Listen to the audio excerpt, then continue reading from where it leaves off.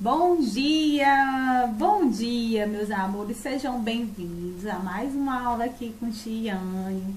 Eu espero que todos vocês estejam bem, estejam se cuidando, estejam super saudáveis, estejam se alimentando também direitinho. Hoje a gente vai estar dando início a uma nova unidade temática, um assunto que é de conhecimento, né, de todo mundo, que é esportes. O tema da nossa aula é esporte não tem gênero. Quando a gente fala de esporte não tem gênero, a gente vai estar conversando aí sobre esportes que são característicos, né, de mulheres e esportes que são característicos de homem. Mas dentro do mundo dos esportes, né, dentro do universo dos esportes, há uma discussão muito grande com relação a isso e a gente vai estar conversando sobre esse assunto. A habilidade é identificar modalidades que são exclusivamente femininas ou masculinas ou que apresentam estruturas em relação aos sexos. Então, essa é a unidade temática que a gente vai estar entrando aí.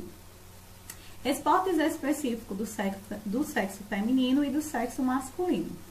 Podemos relacionar a história da mulher no esporte com suas conquistas na participação efetiva na sociedade, como o direito ao voto, a inserção no mercado de trabalho, as atividades de lazer, entre outras. Então, a mulher também, dentro do universo dos esportes, ela foi ganhando espaço, né, aos poucos, em um processo muito lento, né, em um processo bem gradativo, e assim como também em outras esferas da nossa sociedade, como o direito ao voto, a inserção no mercado de trabalho. Então, a partir do século XX, a mulher ela ganhou mais espaço na sociedade, o que refletiu também dentro da prática esportiva.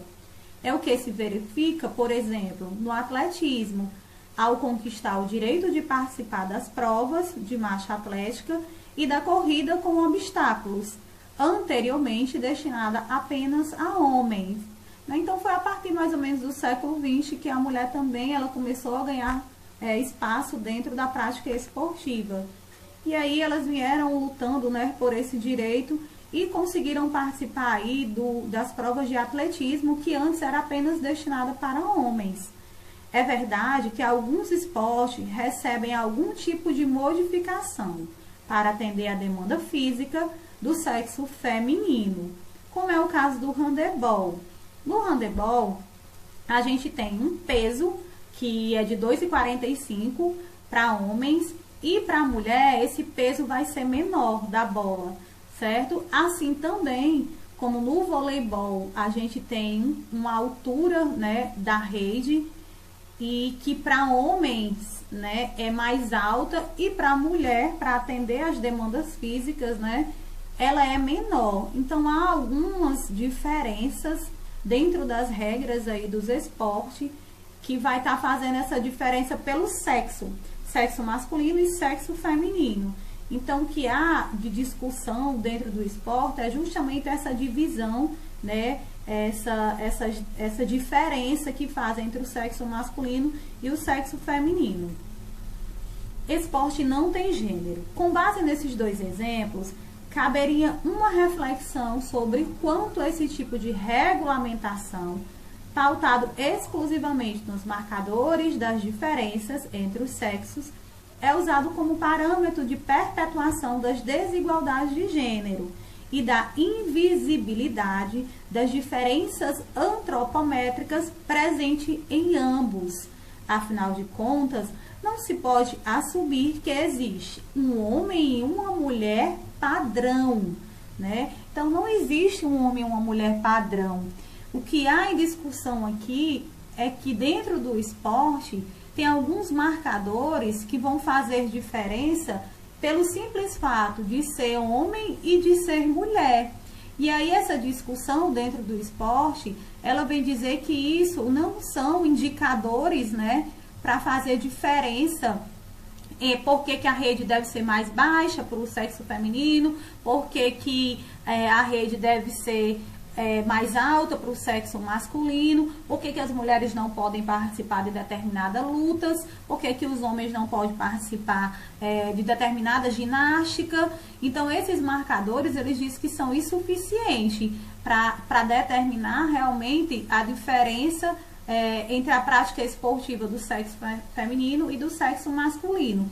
Então, para um conhecimento mais aprofundado, ele diz o seguinte: ou seja, cabe problematizar o fato de a bola maior no handebol também excluir do jogo homens que têm mãos menores e a altura da rede do vôlei também dificultar para aqueles, né, que têm menor estatura. Então, se é para comparar por sexo, né, porque é sexo feminino, a bola tem que ser menor, a gente poderia também trazer essas questões, né, de fazer essa comparação, porque que tem homens que têm uma estatura menor e participam do vôlei, e porque também tem homens que têm mãos menores e participam, né, do jogo de handebol.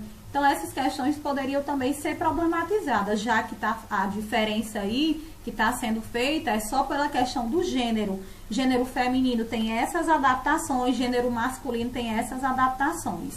Então, essa constatação, ele nos leva a pensar que o mais sensato seria adequarmos equipamentos e materiais não ao marcador de gênero, ou seja, não dizer porque a bola é menor porque elas são mulheres, ou não dizer, eles não podem participar da ginástica porque é uma questão de estética, é mais feminina.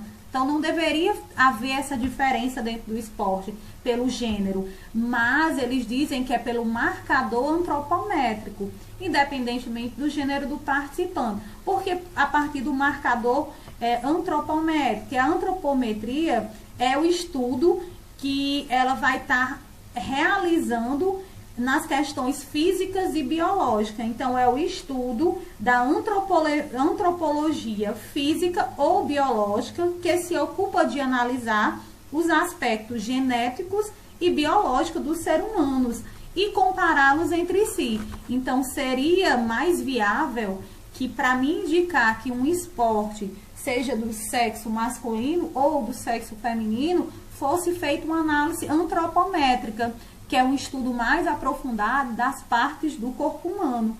E aí tem essa discussão dentro do esporte, por que existe esporte para homens e por que existe esporte para mulheres, e esses marcadores que determinam entre gênero masculino e feminino, há uma discussão muito grande, tá? Então, cabe uma reflexão realmente, e isso também faz com que a gente tenha uma desigualdade dentro do esporte, porque as mulheres não podem praticar determinada modalidade, porque os homens também não podem praticar determinada modalidade. Então, há uma desigualdade dentro do esporte devido a esses marcadores que há uma discussão que não são confiáveis, que não são realmente problematizados. Além disso, alguns esportes estabelecem uma discriminação explícita de gênero, como é o caso do rugby de 15 e das lutas de sumô e grego-romana, todos direcionados oficialmente a homens, ou então a ginástica rítmica e o nado sincronizado, oficialmente destinados às mulheres. Então, essa discussão ela é muito grande dentro do esporte, né? Então, aqui cabe uma reflexão para a gente. Por que a gente não pode participar do futsal, por exemplo? Onde é que diz que é o esporte de homem? Por causa do gênero, por causa da história do futsal, que foi praticada, o processo histórico dele foi praticado por homens. Por que os homens não podem participar da ginástica rítmica? Porque o processo histórico foi construído, né? A sociedade construiu a ideologia, né? Acreditou que é apenas para mulheres. Então, a gente tem que fazer essas reflexões. Por que dentro de uma aula de educação física não posso experimentar o futsal, as meninas e meninos junto? Então, há uma desigualdade com relação a essas questões e a gente não pode simplesmente tapar os olhos, fechar os olhos para isso. Então, tem esporte e não caracteriza, não pode se caracterizar por ser para homens, por ser para mulheres, pelo seu processo histórico.